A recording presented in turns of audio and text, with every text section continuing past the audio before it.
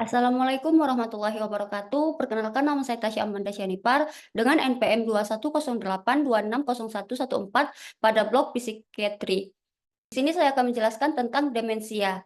Nah, berdasarkan definisi, demensia itu merupakan suatu sindrom yang ditandai dengan adanya penurunan kemampuan kognitif yang mempengaruhi aktivitas sehari-hari dan interaksi sosial. Kemudian berdasarkan klasifikasi dari demensia itu ada 4, yang mana terdapat Alzheimer, vaskular, Lewy body, atau temporal, yang mana Alzheimer itu ditandai dengan adanya penurunan memori dan kemampuan berpikir. Kemudian pada vaskular itu disebabkan oleh gangguan aliran darah ke otak sehingga seringkali terjadi itu setelah stroke. Kemudian Lewy body itu ditandai dengan adanya perubahan kognitif seperti halusinasi dan gangguan motorik. Kemudian pada frontotemporal itu merupakan yang menyerang area otak yang mengatur perilaku dan bahasa.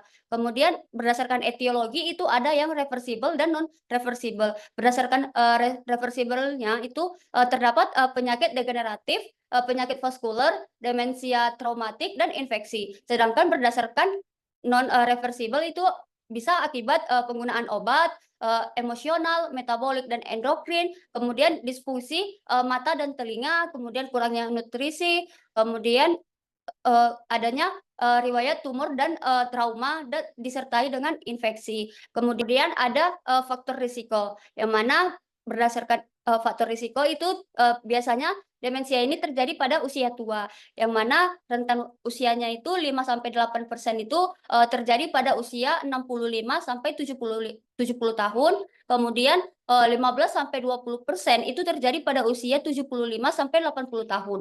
Kemudian 40-50% itu terjadi pada usia di atas 85 tahun. Kemudian 50-70% biasanya itu terjadi pada demensia Alzheimer.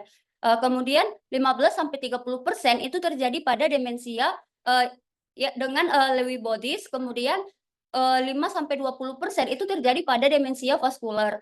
Kemudian ada faktor genetik, yang mana faktor genetik ini adanya riwayat dari keluarga. Kemudian faktor lingkungan seperti adanya paparan toksin, pola makan yang tidak teratur, dan gaya hidup yang tidak teratur. Kemudian adanya riwayat penyakit lain seperti stroke atau Parkinson. Kemudian untuk patofisiologi dari demensia itu, penyakit degeneratif pada otak mengakibatkan gangguan vaskular dan penyakit lainnya, serta gangguan nutrisi, metabolik, dan toksisitas secara langsung maupun tak langsung dapat menyebabkan sel neuron mengalami kerusakan melalui mekanisme iskema, infark, inflamasi, deposisi protein yang abnormal, sehingga jumlah dari neuron itu akan menurun dan mengganggu fungsi dari area kortikal ataupun subkortikal. Di samping itu, kadar dari neurotransmitter di otak kita yang diperlukan itu akan yang diperlukan untuk proses konduksi saraf juga akan berkurang. Hal ini akan menimbulkan adanya gangguan fungsi kognitif seperti daya ingat, daya pikir, dan belajar. Kemudian gangguan sensorium seperti perhatian atau kesadaran. Kemudian persepsi, isi pikiran, emosi, dan mood. Fungsi yang mengalami gangguan tergantung lokasi area yang terkena itu seperti kortikal atau subkortikal, atau disebabkan karena penyebabnya, yang mana karena manifestasinya itu dapat berbeda-beda.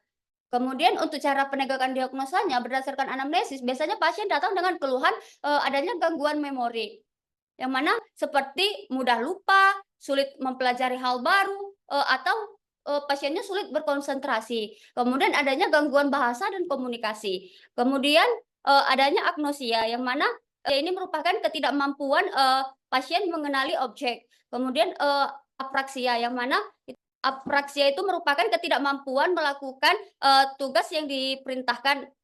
Kemudian untuk pemeriksaan fisik psikiatrinya itu ada 13, yaitu yang pertama ada deskripsi umum, yang mana pada deskripsi umum ini ada 3, yaitu penampilan pasien, kemudian aktivitas motorik pasien, dan sikap pasien terhadap pemeriksa. Kemudian pembicaraan, kemudian ada mood, afek, dan emosi lainnya dari pasien. Kemudian pikiran. Pikiran ini terbagi 3, yaitu pikiran umum, pikiran khusus, dan isi pikiran. Kemudian persepsi. Persepsi ini ada 2, yaitu halusinasi dan ilusi. Kemudian ada orientasi. Pada orientasi kita bisa menanyakan tentang waktu, tempat, dan personal. Kemudian ada konsentrasi. Kemudian ada juga daya ingat memori, yang mana itu terbagi menjadi 4 golongan, yaitu jangka panjang, jangka sedang, jangka pendek, dan jangka segera. Kemudian ada juga pengetahuan umum, pengetahuan abstrak, judgement, pengendalian impuls, dan insight. Pada insight itu terbagi 6 lagi, yaitu dikatakan 1 jika pasien menyangkal dirinya sakit, dikatakan 2 jika pasien menyadari dirinya sakit namun secara bersamaan menyangkal dirinya sakit, kemudian yang ketiga pasien menyadari dirinya sakit namun menyalahkan orang lain, yang keempat pasien menyadari dirinya sakit namun tidak tahu penyebabnya, yang kelima pasien menyadari dirinya sakit namun tidak tahu mau berobat kemana. Kemudian yang keenam, pasien menyadari dirinya sakit dan tahu mau berobat kemana. Kemudian pada pemeriksaan penunjang berdasarkan gold standard itu adalah MMSA atau Mini Mental Stage Examination, yang mana pada hasil interpretasinya dikatakan normal jika nilai hasilnya itu sekitar 24 sampai 30.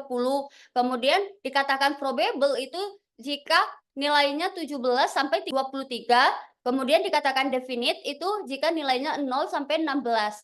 Kemudian untuk tata laksananya jika terdapat demensia Alzheimer itu bisa diberikan golongan asetilkolin, esterase inhibitor itu seperti donepezil itu 1 kali 5 miligram. Kemudian jika dia demensia vaskular itu bisa kita berikan antiplatelet itu seperti aspirin, yaitu 1 kali 100 miligram. Nah, kemudian jika demensianya itu berdasarkan adanya riwayat depresi, itu bisa kita berikan sertralin 1 kali 50 miligram. Kemudian untuk edukasinya itu bisa kita edukasi pasiennya dari gaya hidup sehat, seperti diet seimbang dan menghindari merokok, kemudian aktivitas fisik seperti olahraga teratur untuk menjaga kesehatan pada jantung atau kardiovaskular, kemudian kegiatan mental dan sosial itu seperti menjaga otak aktif dengan membaca, bermain, dan interaksi sosial.